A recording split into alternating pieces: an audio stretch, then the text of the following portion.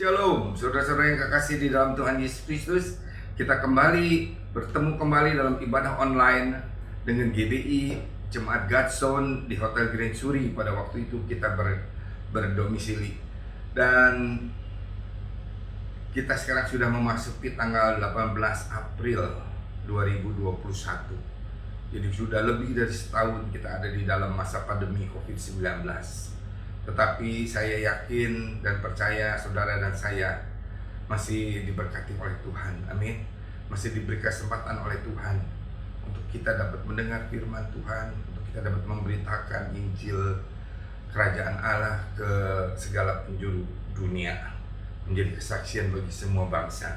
Saudara, mari kita lihat apa yang akan Tuhan katakan kepada kita untuk kita renungkan pada hari ini. Kita tundukkan kepala terlebih dahulu. Bapa kami yang ada di dalam surga, di dalam nama Tuhan Yesus Kristus, anaknya yang tunggal, dan di dalam persekutuan dengan Allah Roh Kudus yang senantiasa akan menuntun kami, menopang kami, menolong kami, menghantarkan kami untuk dapat mengerti perkataan-perkataan Bapa, suara-suara dari Tuhan, firman-firman-Mu, dan kami melakukannya di dalam hidup kami, sehingga hidup kami dibangun di atas batu karang yang teguh. Pelayanan kami di atas batu karang yang teguh, usaha kami di atas batu karang yang teguh.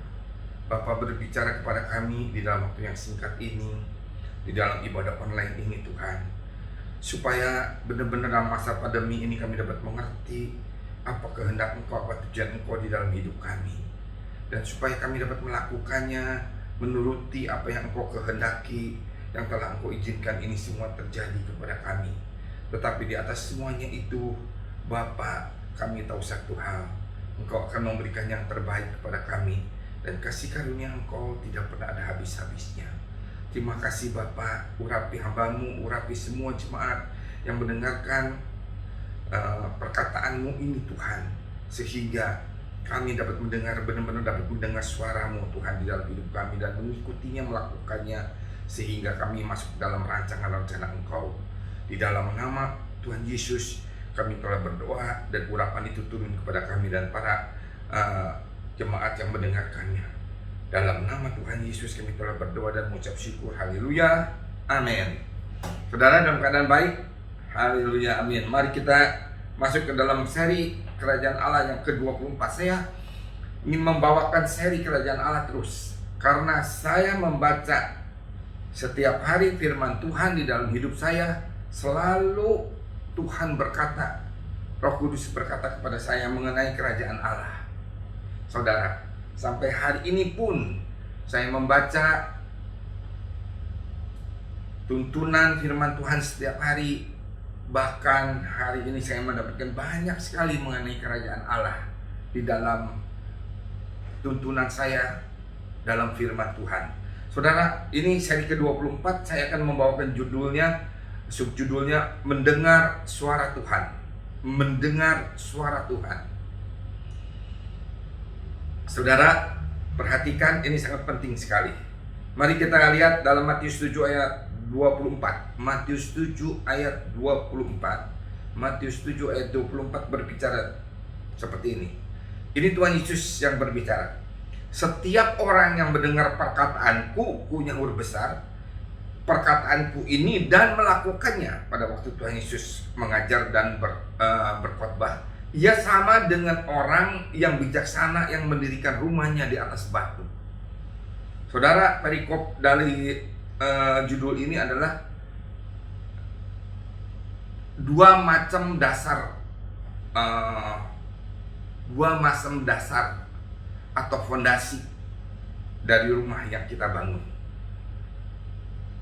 Tuhan Yesus berkata, kalau setiap orang yang mendengar perkataanku ini dan melakukannya, ia sama dengan orang yang bijaksana yang mendirikan rumahnya di atas batu.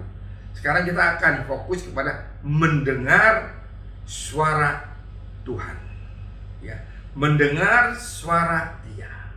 Jadi kalau saudara dan saya bisa mendengar firman Tuhan dan melakukannya, mengikuti apa yang Dia katakan, maka kita sedang membangun kehidupan kita di atas fondasi batu karang yang teguh.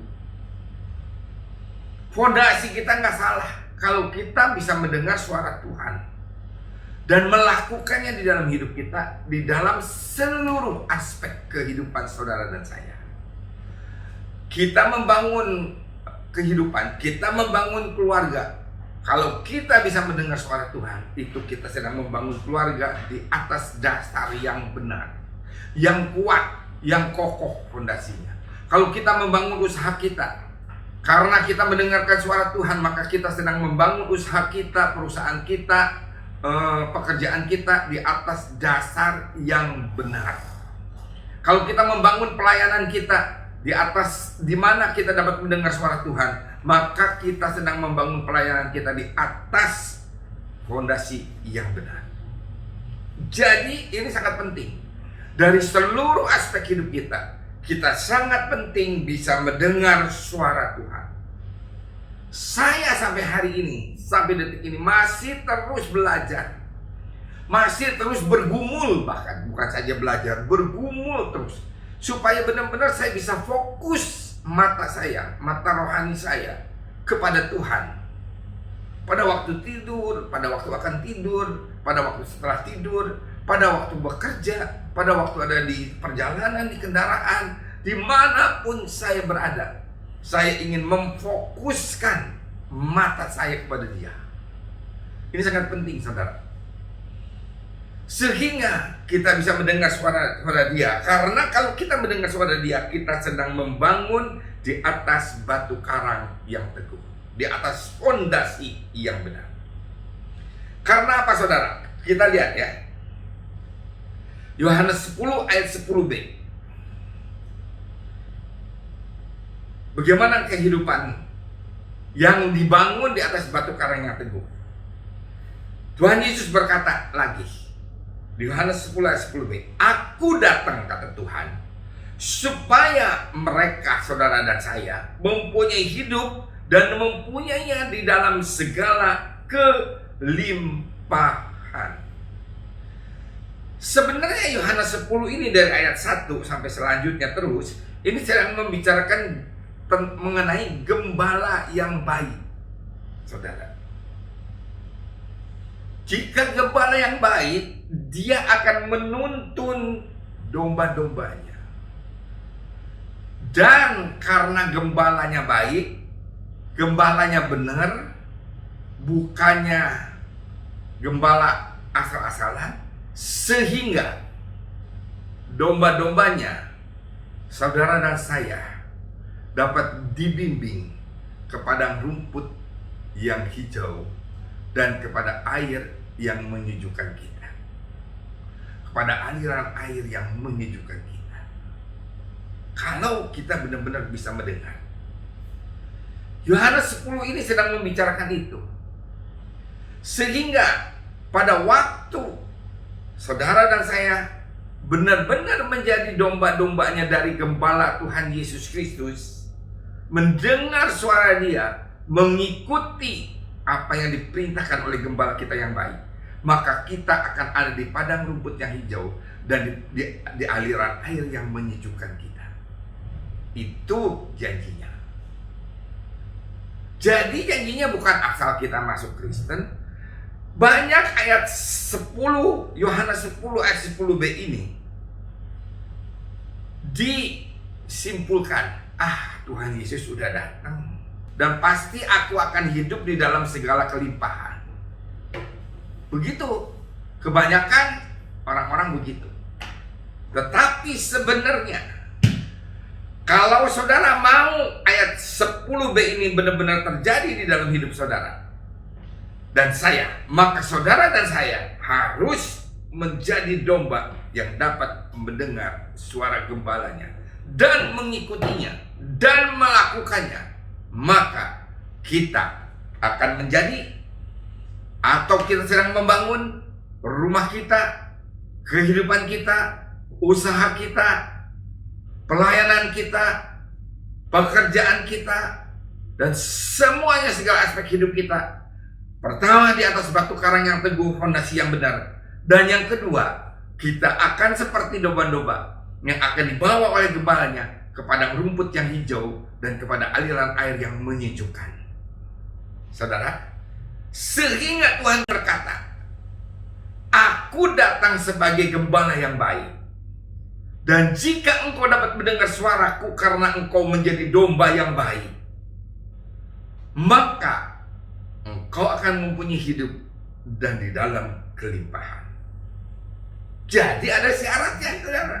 Bukan begitu saja, tetapi ada syaratnya. Kita harus dapat mendengar suara Dia dan kita mengikutinya. Coba kita lihat ya, Yohanes 10 ayat 1. Aku berkata kepadamu, sampai 4. Yohanes 10 ayat 1 sampai 4 aja saya bacakan untuk saudara. Aku berkata kepadamu, sesungguhnya siapa yang masuk ke dalam kandang domba dengan tidak melalui pintu, tetapi dengan memanjat tembok, ia adalah seorang pencuri dan seorang perampok. Makanya Tuhan Yesus bilang di dalam ayat Yohanes 10 ayat 10a, berkata, si iblis datang untuk mencuri, membunuh dan membinasakan. Tetapi aku datang untuk memberikan hidup dan di dalam kelimpahan. Jadi gembala yang tidak baik, yang masuk ke kandang domba dengan tidak melalui pintu, tetapi dengan memanjat tembok, itu adalah pencuri, pembunuh, dan pembinasa. Tetapi ya siapa yang masuk melalui pintu, ia adalah gembala domba. Ayat 3. Untuk dia penjaga membuka pintu dan domba-domba mendengarkan suaranya, dan ia memanggil domba-dombanya masing-masing menurut namanya dan menuntunnya keluar. Jika semua dombanya telah dibawanya keluar, ia berjalan di depan mereka dan domba-domba itu mengikuti dia karena mereka mengenal suaranya. Jadi balik lagi, kita harus bisa mendengar suara Tuhan. Yang paling fatal hidup kita, kalau kita sudah tidak bisa mendengar suara Tuhan, kalau kita tidak bisa mendengar suara gembala kita, kalau kita tidak bisa mendengar suara Bapa kita. Kita lihat perumpamaan anak yang hilang. Ya, Matius 4 ayat 4, Matius 4 ayat 4. Oh bukan, belum sampai kepada anak yang hilang. Tetapi Matius 4 ayat 4 pada waktu Tuhan Yesus dicobai. Tuhan Yesus menjawab, ada tertulis, manusia hidup bukan dari roti saja, tetapi dari setiap firman yang keluar dari mulut Allah. Jadi kita hidup bukan dari makanan duniawi saja, bukan dari makanan daging saja, tetapi kita hidup dari setiap firman yang keluar dari mulut Allah. Hidup seperti apa? Hidup di dalam roh. Hidup di dalam roh apa? Hidup yang akan membawa kita kepada hidup yang kekal dan kepada padang rumput yang hijau dan pada aliran air yang menyegarkan kita. Dan kemana juga? Dan mempunyai hidup di dalam kelimpahan.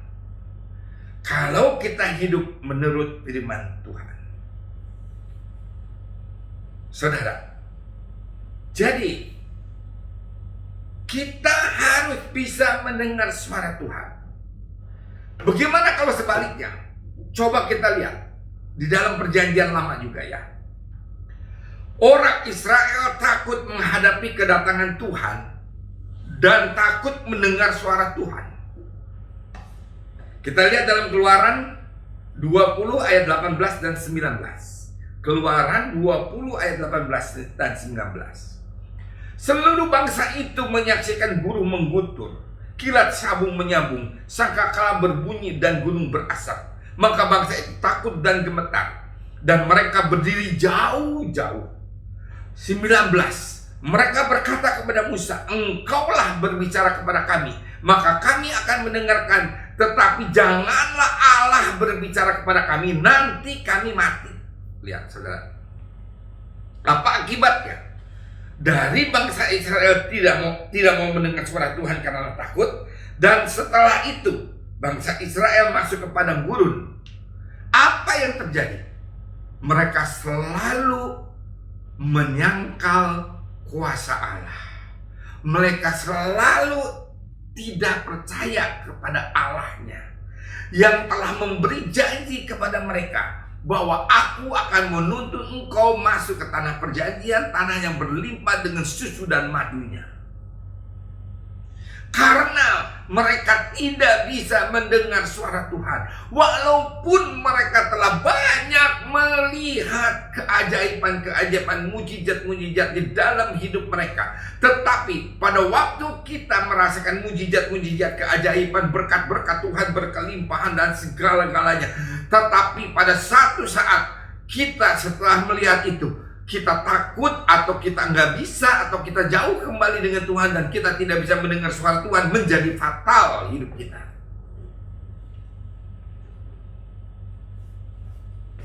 Hidup kita bisa berkesinambungan di dalam kelimpahan dan di dalam damai sejahtera dan sukacita yang berlimpah-limpah di dalam hidup kita dan di dalam kebenaran. Kalau kita bisa mendengar suara Dia. Walaupun saudara sudah pelayanan seperti apapun juga, kalau satu saat kita jauh dari Tuhan dan tidak bisa mendengar suara Tuhan, maka menjadi fatal kehidupan kita. Takut mereka.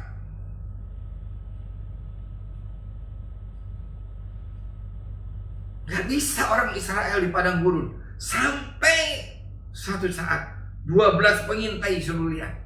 Yang 10 orang, waduh itu jadi berapa persen ya? Hampir 90%. Mereka berkata, nggak bisa dia masuk ke tanah perjanjian, nggak mungkin. Ada kereta besi, ada orang raksasa, hebat sekali mereka, benteng-benteng mereka hebat. Waduh, udah gak mungkin, memang negerinya berlimpah susu dan madu. Tetapi mereka berkata, enggak mungkin. Saudara, karena apa? Karena bangsa Israel tidak mau mendengar suara Tuhan. Hanya Musa yang mendengar suara Tuhan dan Harun. Dan disampaikan kepada mereka firman Tuhan. Hari ini saudara, di dalam masa pandemi ini, Tuhan sedang mengajar saudara dan saya dan seluruh jemaat yang percaya kepada Tuhan Yesus bahwa kita harus bisa mendengar suara Tuhan dan kita bisa mencerna firman Tuhan. Kita bisa melakukannya dengan tepat firman Tuhan di dalam hidup kita. Itu yang sedang diajarkan. Harus bisa mandiri. Saudara tidak dibergantungkan kepada gembala saudara karena nggak bisa bertemu. Tidak bisa dibergantungkan kepada pemimpin rohani saudara, ketua komsel saudara, atau siapapun juga. Saudara diminta oleh Tuhan di dalam masa sekarang, masa perenungan ini, saudara dan saya harus bisa mendengar suara Dia dan melakukannya di dalam hidup kita. Maka kita akan mempunyai hidup di dalam kelimpahan. Maka hidup kita dibangun di atas fondasi yang benar, batu karang yang teguh. Amsal 4 ayat 20 sampai dengan 22 berkata.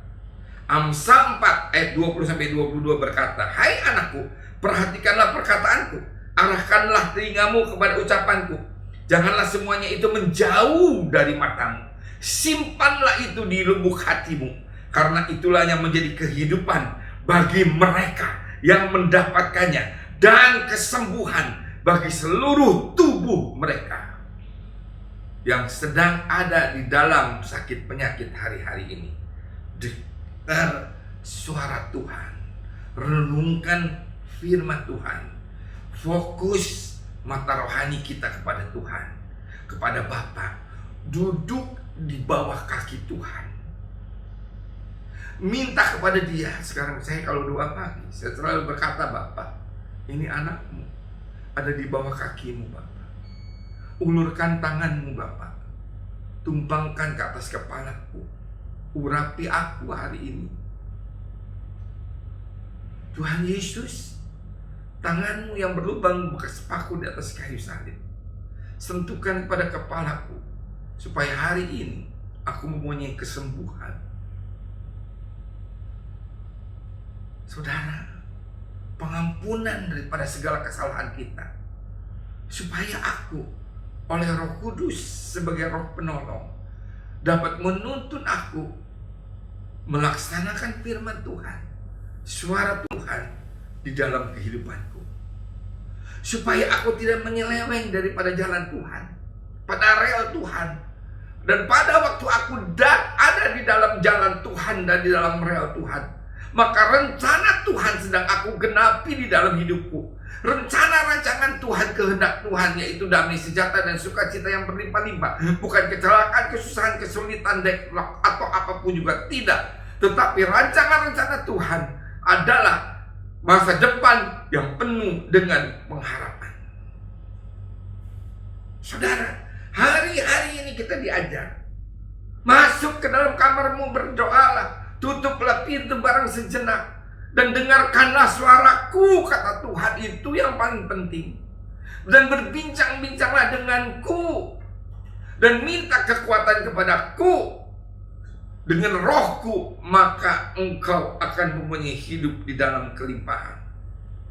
Terus saudara, Yeremia 5 ayat 16. Yeremia 15 ayat 16. Yeremia 15 ayat 16. Apabila aku bertemu dengan perkataan-perkataanmu, maka aku menikmatinya. Firmanmu itu menjadi kegirangan bagiku dan menjadi kesukaan hatiku, sebab namamu telah diserukan atasku, ya Tuhan Allah alam semesta. Saudara,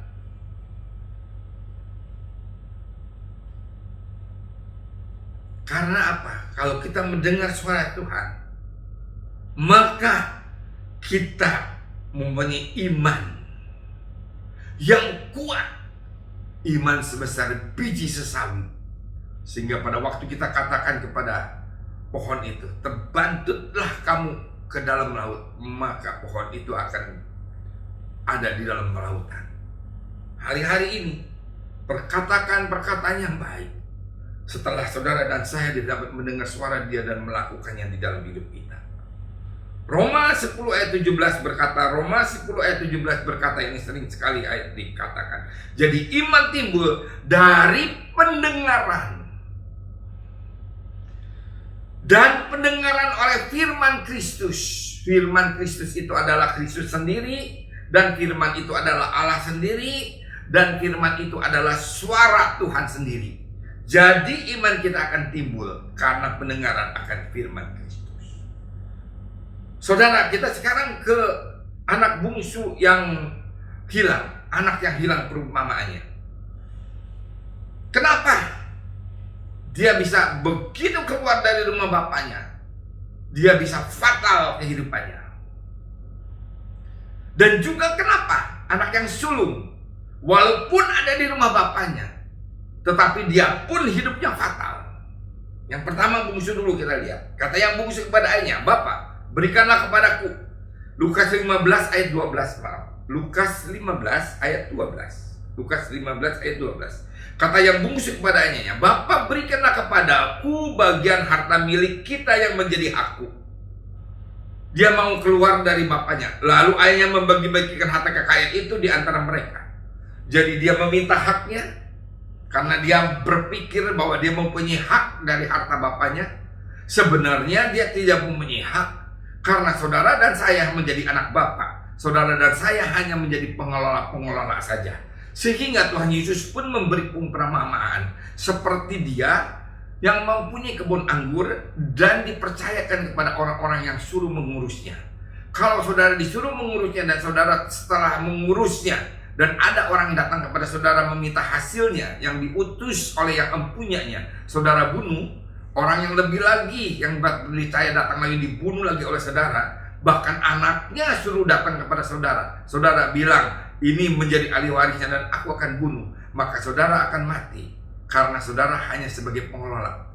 Jangan sekalipun kita berkata, Bapak, karena engkau telah berikan rumah ini kepadaku, mobil ini kepadaku, uang ini kepadaku, pekerjaan ini kepadaku, ini menjadi milikku.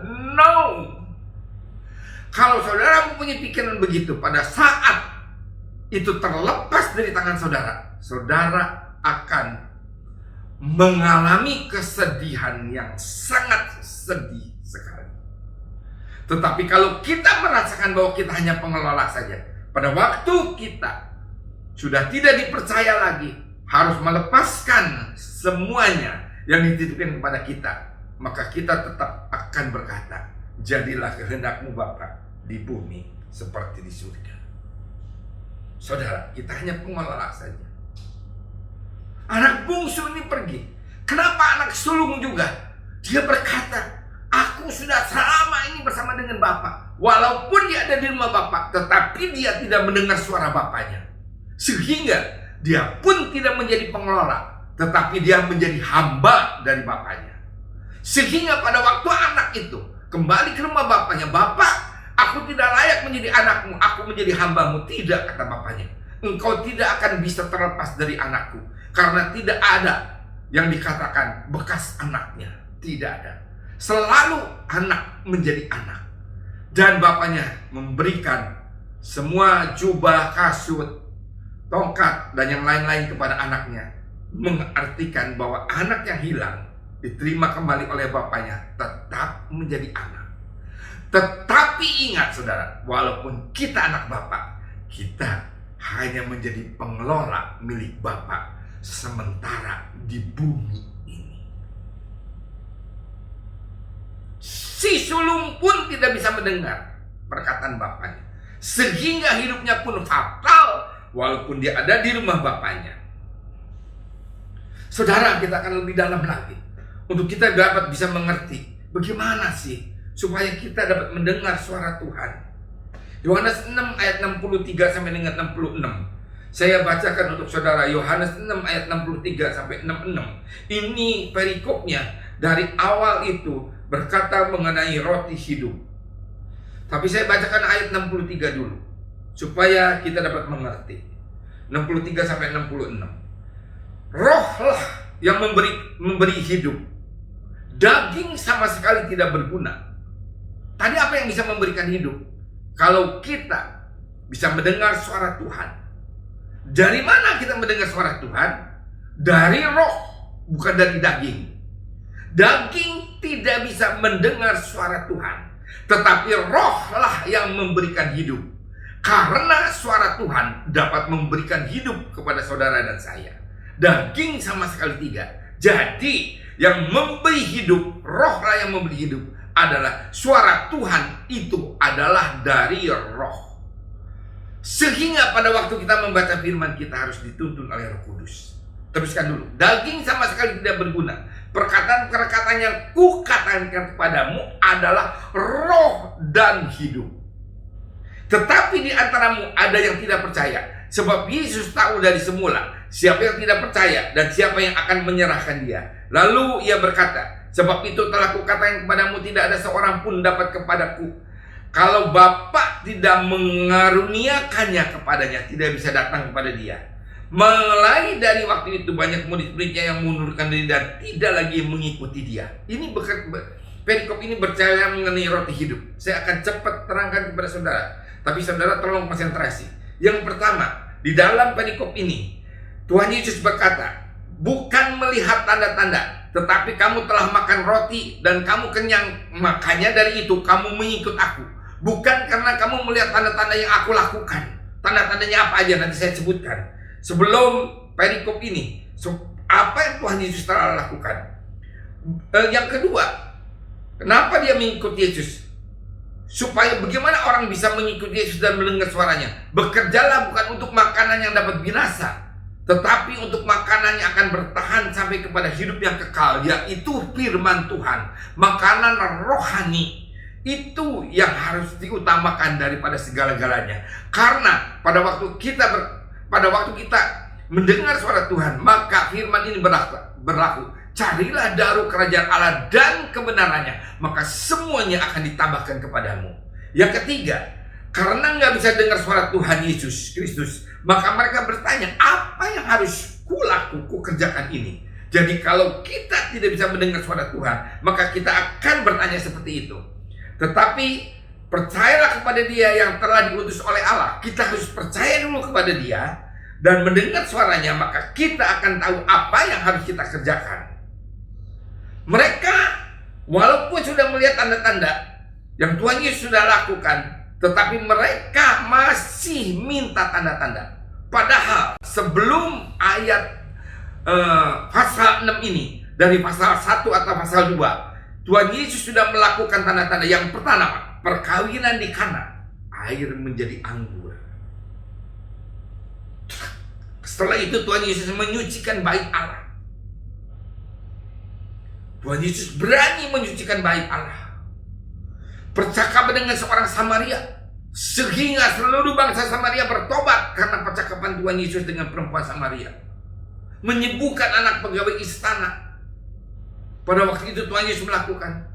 Di kolam Bethesda, waktu itu Tuhan Yesus melakukan. Yang lumpuh bisa berjalan. Setelah itu Tuhan Yesus melakukan memberi makan 5.000 orang dengan 5 roti dan 2 ikan. Berjalan di atas air.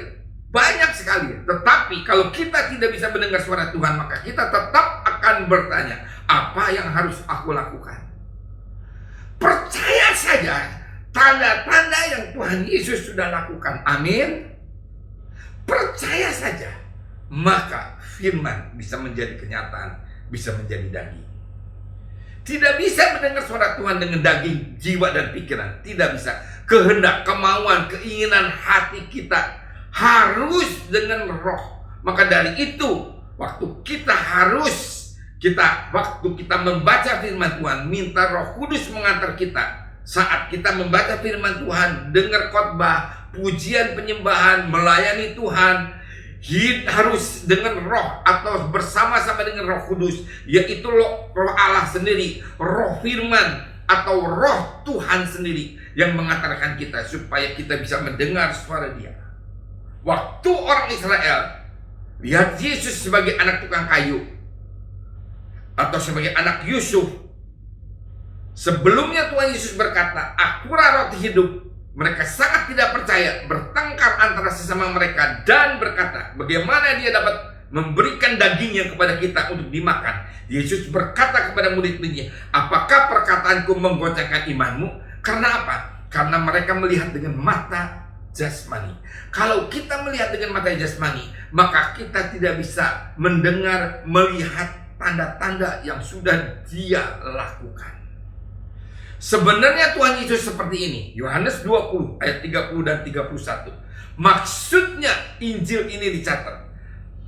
Memang masih banyak tanda lain yang dibuat Yesus di depan mata murid-muridnya yang tidak tercatat dalam kitab ini. Tetapi semua yang tercantum di sini telah dicatat supaya kamu percaya. Lihat, supaya kamu percaya bahwa Yesuslah Mesias, anak Allah, dan supaya kamu oleh imanmu memperoleh hidup dalam namanya.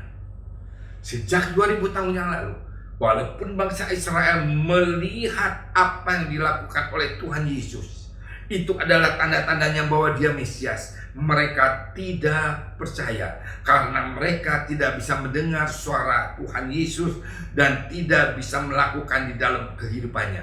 Kerajaan Allah adalah kerajaan yang dibawa oleh suara Tuhan. Kerajaan Allah adalah kerajaan yang dibawa oleh Roh Allah ke dalam dunia ini. Sehingga pada waktu kita menerima kerajaan Allah di dalam dunia ini, kita kembali ke Taman Eden, kita harus ada di dalam roh. Kita harus hidup di dalam roh. Kita harus dihantar oleh Roh Kudus di dalam kita, supaya kita bisa kembali ke Taman Eden, supaya kita bisa merasakan kembali Taman Eden, negeri yang melimpah susu dan madunya, hidup berkelimpahan. Jadi kalau kita mau mendengar suara Tuhan dan supaya kita percaya akan suara itu, kita harus mengaktifkan dulu dengan Roh Kudus bersama-sama. Kita menerima firman yang adalah Tuhan sendiri. Juga pada waktu dengar khotbah, memuji menyembah Dia, berdoa, melayani Tuhan, bahkan sampai kepada kita waktu bekerja, sehingga apapun yang kita kerjakan berasal daripada Dia.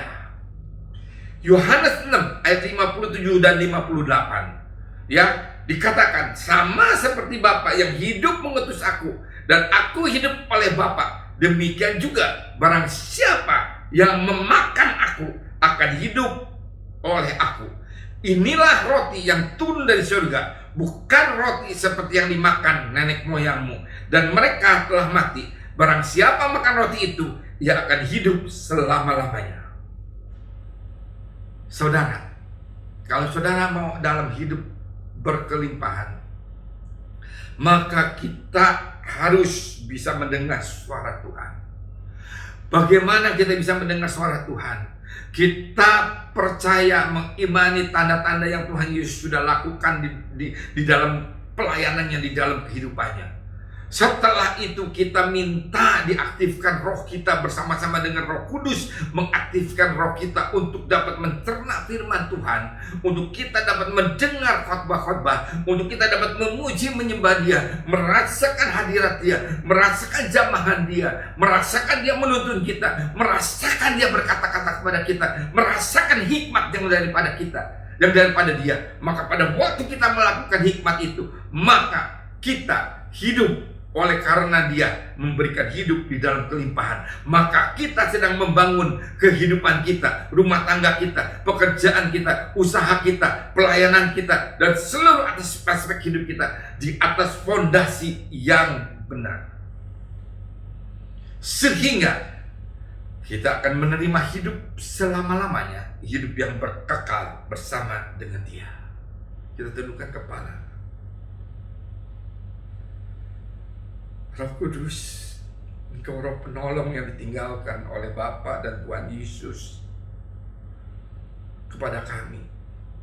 Sehingga pada waktu kami dengan iman kami, dengan percaya kami, dan dengan mulut kami mengatakan bahwa kami menerima Tuhan Yesus sebagai Tuhan dan Juru Selamat kami, sebagai Tuhan dan Juru Selamat kami, maka Roh Allah itu ada di dalam kami dan kami dijadikan baitnya yang kudus. Hari ini, saat ini, kalau kami mengajukan Engkau, kami mau bertobat. Kami mau kembali kepada Bapa. Kami mau berkata kepada Roh Kudus. Setiap pagi, good morning Holy Spirit. Selamat pagi Roh Kudus. Mari bersama dengan aku hari ini. Aku hidup bersama dengan Roh Tuhan. Mengaktifkan roh aku untuk aku dapat mendengar suara Tuhan di dalam saat teduh, di dalam pembacaan firman, di dalam pujian penyembahan, bahkan di dalam usahaku. Hikmat yang daripada Engkau berikan kepada kami. Terima kasih Tuhan untuk tuntunan Engkau. Kami akan melihat tanda-tanda itu Tuhan. Untuk kali berikut Engkau berbicara kepada kami, kerajaan Allah menyisakan, memperlihatkan tanda-tanda bahwa kerajaan Allah itu ada di muka bumi ini. Pada waktu Tuhan Yesus melayani selama 3,5 tahun, bahkan setelah itu murid-muridnya melayani pun lebih dahsyat lagi. Bahkan sampai dengan hari ini, tanda-tanda itu masih berlaku. Terima kasih Tuhan, terima kasih Bapa. Urapi kami semuanya agar kami dapat mengerti firman ini. Meteraikan dalam loh hati kami Tuhan. Terima kasih Bapa. Saudara, mari kita doa syafaat sejenak. Doakan untuk bangsa kita Indonesia supaya cepat berlalu dari pandemi ini. Kami berdoa untuk Presiden, Wakil Presiden, jajaran Menteri, TNI, ABRI, Polri, semua para anggota legislatif, yudikatif, eksekutif dalam menjalankan pemerintahan ini Tuhan. Berkati mereka, berikan roh yang takut akan Tuhan. Berkati negeri ini. Jauhkan daripada pandemi secepat-cepatnya Tuhan. Pulihkan ekonomi negeri ini Tuhan.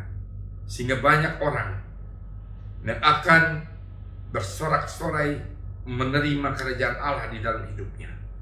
Terima kasih Bapak. Biar Injil ini sampai kepada seluruh penjuru dunia dan menjadi kesaksian bagi semua bangsa baru tiba kesudahannya. Terima kasih Bapak. Sebentar kami akan berpisah satu dengan yang lain dan akan menjalankan pekerjaan kami, kehidupan kami masing-masing. Engkau berkati kami Bapa. Angkat kedua tanganmu, terimalah. Maka berkat anugerah limpah rahmat, kasih karunia, kasih setia berlimpah-limpah daripada Allah Bapa di dalam anaknya Tuhan Yesus Kristus dan persekutuan yang indah dan manis dengan Roh Kudus senantiasa menyertai dan memberkati kami berlimpah-limpah mulai saat ini sampai Yesus datang kedua kali, bahkan sampai selama-lamanya. Mari kita yang percaya dan beriman dengan iman kita bersama-sama. Amin. Tuhan Yesus memberkati.